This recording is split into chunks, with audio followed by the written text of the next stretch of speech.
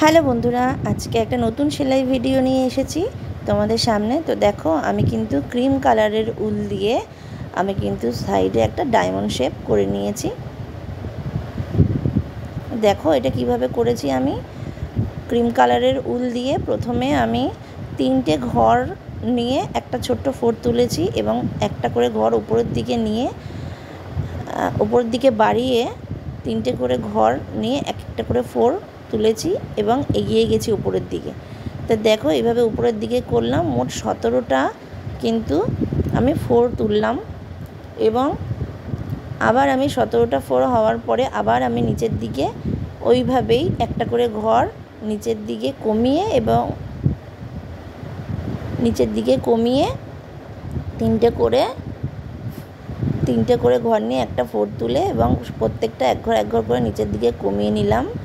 নিয়ে কিন্তু আমি আবার নিচের দিকে নামলাম 17টা ঘর নিয়ে।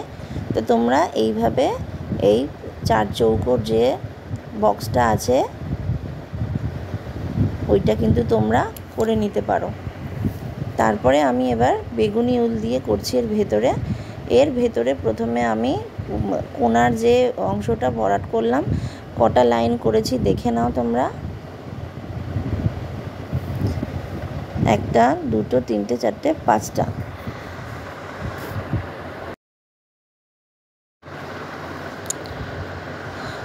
তো করেছি, দেখো এটা কিভাবে করলাম। তো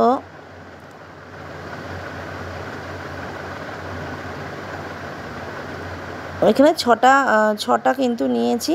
নেয়ার পরে যে 7 নম্বর যে ঘরটা, সেখানে কিন্তু 11খানা ঘর আসছিল।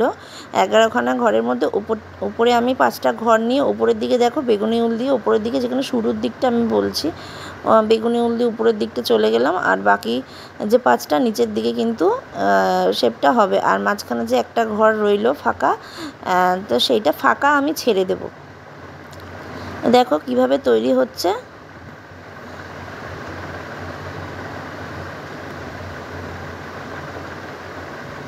দেখতে কত সুন্দর লাগছে। তো আমার বেগুনি উলটা দিয়ে কিন্তু ভেতরের অংশটা হয়ে গেল। এবার আমি সাদা উল দিয়ে, আমি এই বেগুনি উল দিয়ে যেভাবে করেছিলাম আমি সাদা উল দিয়েও তাই করব। এখানে আমি তিনটে কিন্তু ফোর তুললাম, লম্বা ফোর। তারপরে আমি হাফ করে ভাগ করে নিলাম। বেজোড় সংখ্যা, ঘরগুলো বেজোড় সংখ্যায় হবে। একটা করে ঘর কিন্তু মাঝখানে ফাঁকা থাকবে আর দু সাইডে দুটো সমানভাবে ঘর নিচ দিয়ে দু সাইডে ভাগ হয়ে যাবে। তো দেখো সাদা দিয়েও আমি এই ক্রিম কালারের উল দিয়ে আমি করে নিলাম, সাদা নয় এটা।